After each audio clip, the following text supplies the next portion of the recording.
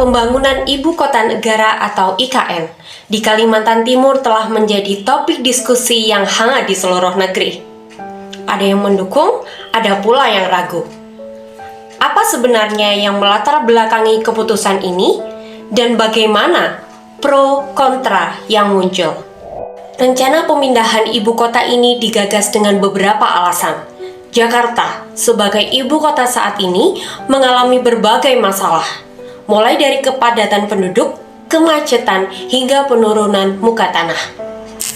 Pembangunan IKN diharapkan bisa mengurangi beban Jakarta sekaligus memajukan wilayah Indonesia bagian timur. Lalu, mengapa Kalimantan Timur?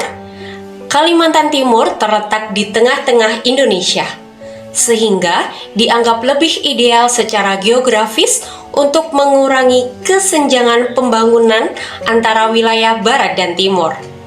Selain itu, Kalimantan Timur relatif aman dari gempa bumi dan memiliki lahan yang cukup luas.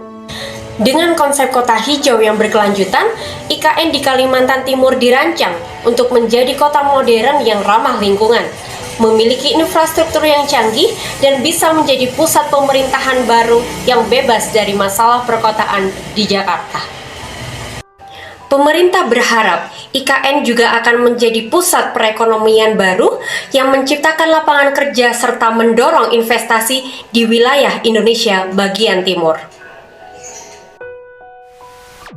Namun, tidak sedikit yang mempertanyakan, apakah ini menguntungkan atau justru sebaliknya? Permasalahan utama adalah menyangkut soal lingkungan, di mana hutan Kalimantan terus dipakai untuk lahan pembangunan IKN. Pembangunan IKN ini memerlukan banyak sekali lahan, di mana itu berpotensi untuk merusak ekosistem hutan Kalimantan. Dan tidak hanya itu, hal ini juga berpotensi dan berdampak kepada sosial ekonomi, di mana anggaran untuk membangun IKN di tempat baru dan lahan baru memerlukan anggaran yang cukup besar, dan itu akan berdampak kepada sektor lainnya. Penempatan IKN di Kalimantan bukan sekedar keputusan geografis.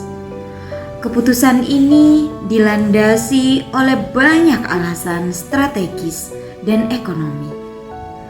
Kalimantan dipilih karena lokasinya yang terpusat, mengurangi beban di Pulau Jawa yang sudah padat.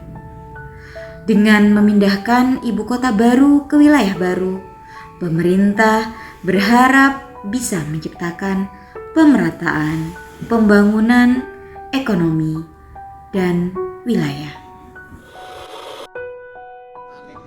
Ada IKN kita sangat mendukung sekali. Di samping itu penghasilan kita bisa meningkat. Pendapat saya tuh ya makin senang aja ramai sekarang di sini. Pendapatannya tambah maju juga. Terus banyak pendatang di sini tuh. Orang di sini pedagangnya pada rame yang beliin itu, Mas. Ada kemajuan lah, sudah juga pekerjaan juga banyak sekarang gitu. Alhamdulillah ada kemajuan sedikit demi sedikit. Mungkin ini baru beberapa persen ya. Ya nanti seandainya sudah jadi ibu kota resmi, nah nanti yang kerja ini semua cari makan ke sini, cari adu nasib ke sini, ekonomi makin meningkat. Dari segi ekonomi ada pula yang mempertanyakan alokasi anggaran untuk pembangunan IKN. Proyek ini menelan biaya sangat besar yang berasal dari APBN dan investasi. Selain itu, ada tantangan sosial terkait bagaimana mempersiapkan masyarakat lokal agar dapat berpartisipasi secara aktif dalam pembangunan IKN. IKN diharapkan menjadi model kota masa depan yang berkelanjutan. Namun, apakah benar pembangunan ini bisa benar-benar membawa dampak yang positif dan merata bagi seluruh rakyat Indonesia? Akankah kota baru ini membawa kemajuan atau justru menyisakan berbagai macam masalah? Menyusun kebijakan sosial yang inklusif. menyediakan akses perumahan, pendidikan, serta pelayanan kesehatan terhadap pekerja dan masyarakat yang akan tinggal di IKN. Dengan kebijakan sosial yang inklusif, IKN tidak hanya menjadi kota pusat pemerintahan, tetapi akan menjadi kota yang layak huni bagi masyarakat dari berbagai lapisan sosial.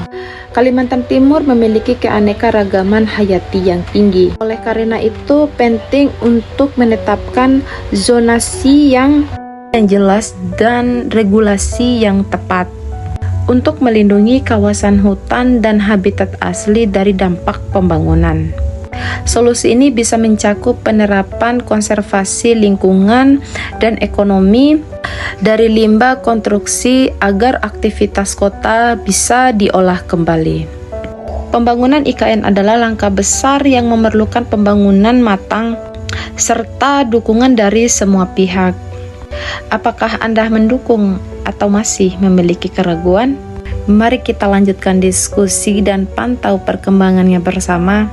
Masa depan IKN adalah masa depan kita bersama.